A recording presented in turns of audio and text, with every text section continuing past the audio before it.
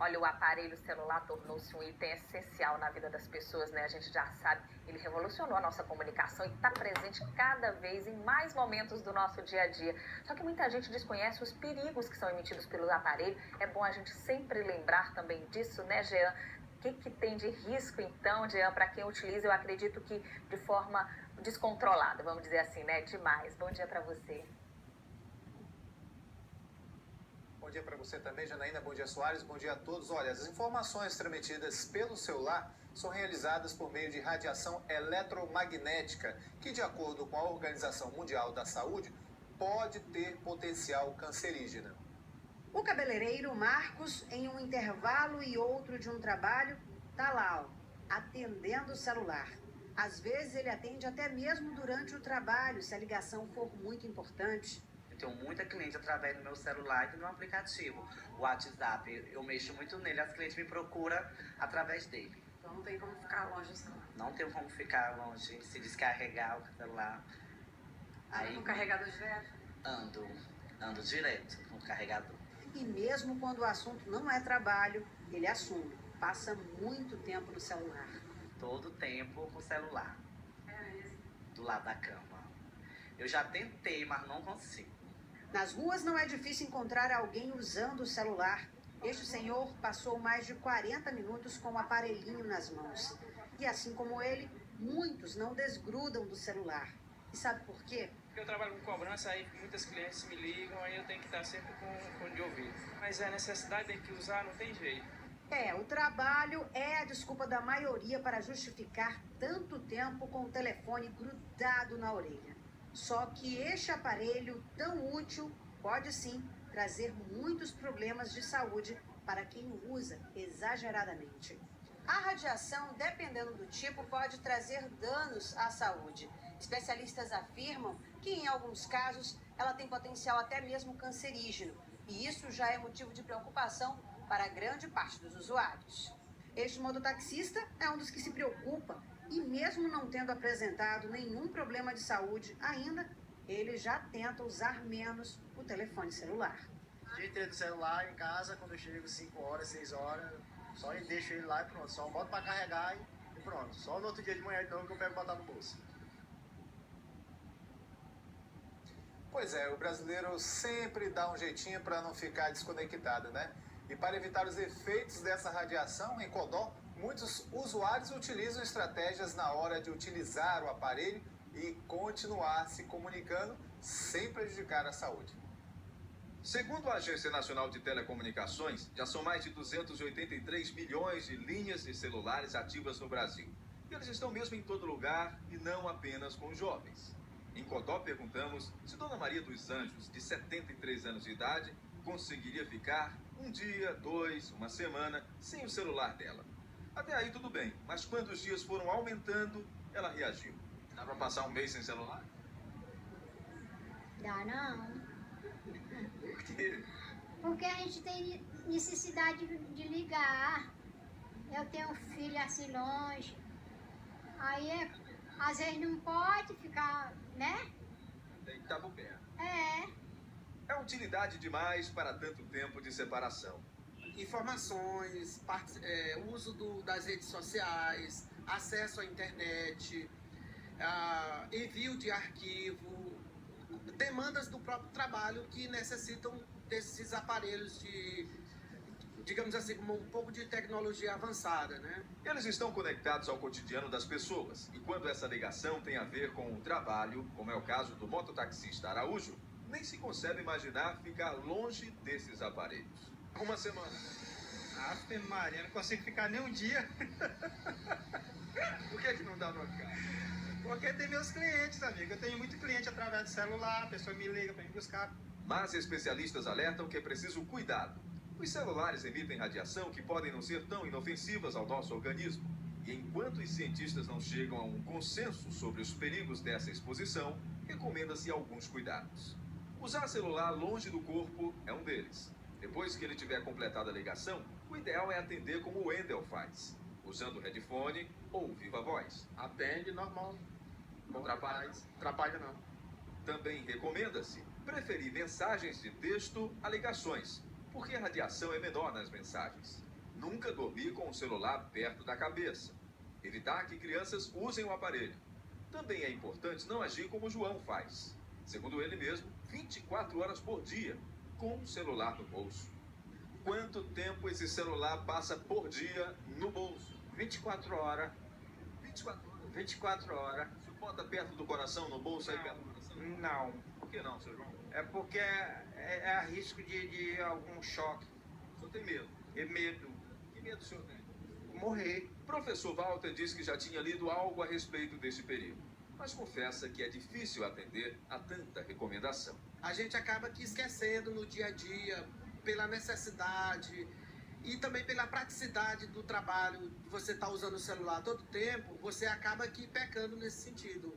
Eu confesso que eu fico muito tempo perto do celular.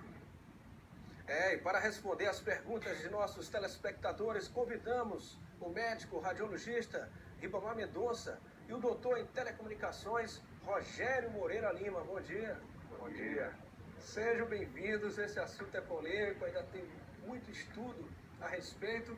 Eu começo com o senhor Rogério Moreira Lima, doutor em telecomunicações, que vai responder a pergunta do Hélio Góes. Como funciona a radiação dos telefones celulares? A tecnologia celular, ela funciona, como o próprio nome diz, dividindo a área de cobertura em várias células, baseada em reuso de frequência, cobrindo áreas pequenas, com níveis de potência bem baixos, usando um canal para transmissão e outro canal para recepção. De uma forma muito direta, precisamos mesmo nos preocupar nessa radiação? Em que nível? Não há motivo para preocupação. A Comissão Internacional de Radiação Não Ionizante, que é o órgão a nível mundial que regula isso, ligado à Organização Mundial de Saúde, tem uma série de estudos e resoluções sobre isso. Inclusive o Brasil, através da Anatel, tem a resolução 303 da Anatel, que trata do assunto e solicita os laudos de conformidade, quando vai se instalar um site ou qualquer coisa do tipo. Uma pergunta também para o senhor responder, da Raila Menezes. Quando a intensidade do sinal está mais fraca, o telefone emite mais radiação?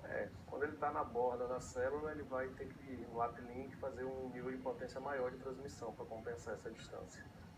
Doutor Mendonça, a gente viu, inclusive, ali na reportagem, que tem uma pergunta aqui também da Júlia Fonseca, que ela fala mais ou menos o que a gente viu ali, uma pessoa também falando. Ela diz que ao se deitar, o celular fica bem ao lado da cama, dormindo com o aparelho por perto. Ela está mais exposta? Ela deveria, por exemplo, evitar essa atitude?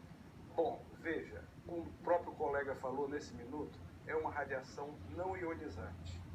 E sendo radiação não ionizante, não existem ainda evidências sobre os efeitos biológicos, tá certo? O que efetivamente existem os efeitos biológicos consequentes são as radiações ionizantes. Essas sim, são preocupantes até no momento. Que tipo de radiação, para que o nosso telespectador possa entender melhor? A mais comum é o raio-x. São os exames médicos com a radiologia convencional, com a tomografia, com a mamografia, com as densitometrias, e toda essa gama de aparatos médicos que utilizam radiação ionizante.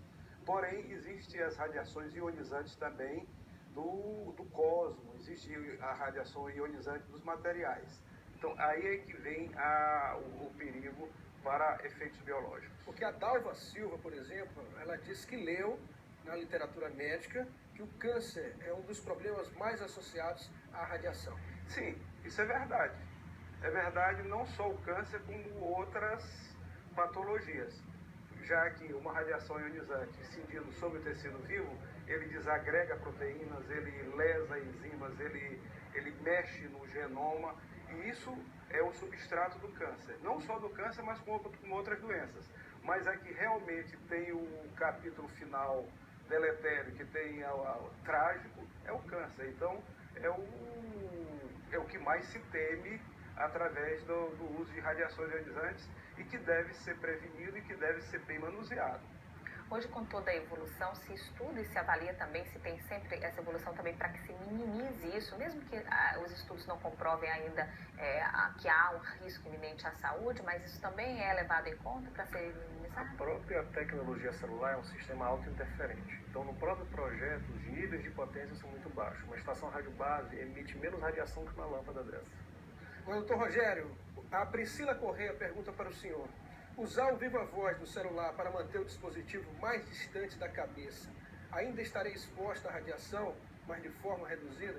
Exatamente. Se ela está usando ou o viva voz ou o fone de ouvido, reduz os níveis de radiação, de corrente de indução sobre a cabeça, né? Tem alguns artigos que mostram, né, que quando você está com o celular próximo, porque o efeito mesmo que se tem estudo hoje é o efeito térmico, é aquecimento. É o único efeito que se leva em conta hoje sobre o efeito do celular. Não só do celular, né, de outras. Aqueles aparelhos não mais em uso, doutor Mendonça, eles devem ser, por exemplo, eliminados? E como isso deve ser feito? O aparelho, você fala aparelho celular. Telefone celular, eu não sou a pessoa indicada para conversar sobre isso, porque eu não conheço evidências sobre efeitos deletérios de aparelhos celulares, a não ser, como o colega próprio falou, que é a carga térmica, seria o calor, e existe a interferência, porque é uma radiofrequência. Porém, o que se deve se preocupar mesmo, preocupante, são as radiações ionizantes, que existe interação com o corpo. A radiação ionizante, sim, essa interfere com o corpo, ela interage com o corpo, ela modifica o corpo, ela causa malformações congênitas, principalmente a mulher que nasce com os óvulos todo preparado desde que nasce.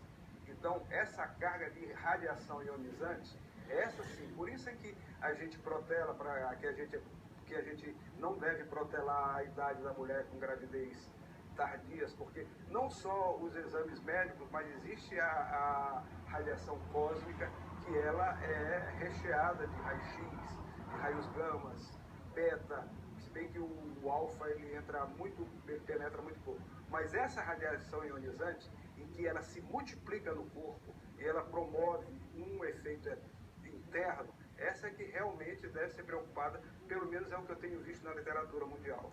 Sr. Rogério, pode complementar? Exatamente isso. Não existe, os estudos só comprovam o efeito térmico. A própria resolução da Anatel 303 fala sobre exposição e sobre os efeitos térmicos, né? Na faixa de frequência de 9 kHz a 300 GB. Então, não só celular, mas também televisão, rádio, tudo isso é feito nesse estudo, né? Mas o único efeito que se tem estudo é o efeito térmico. Não se tem estudos que se comprovam isso. Doutor Rogério, doutor Mendonça, muito obrigado então pela presença dos senhores aqui no Bom Dia, respondendo as perguntas dos nossos telespectadores, deixando bem claro então esse assunto que ainda precisa de muitos estudos, não é isso? Ok, obrigado. Obrigado também. Na próxima segunda-feira,